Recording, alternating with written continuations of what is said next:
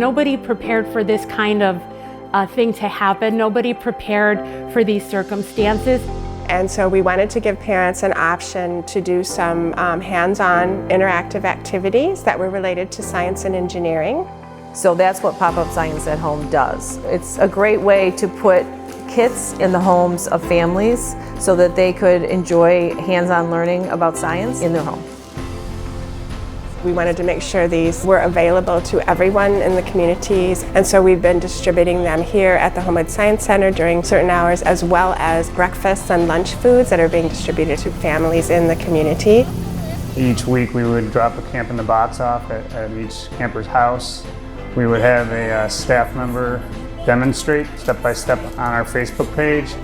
I would demonstrate everything in the kit for them and just explaining it as in detail as I could according to the instruction sheets. Even though we're not meeting in person, I think it still helps to connect us if we're both working on the same project. The idea is that the families would do some discovery together to support the kids' curiosity.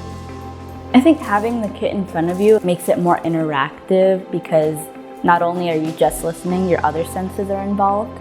Most of the children are visual. They like to see what they're doing, and they are kinesthetic. They like to touch. They like to feel.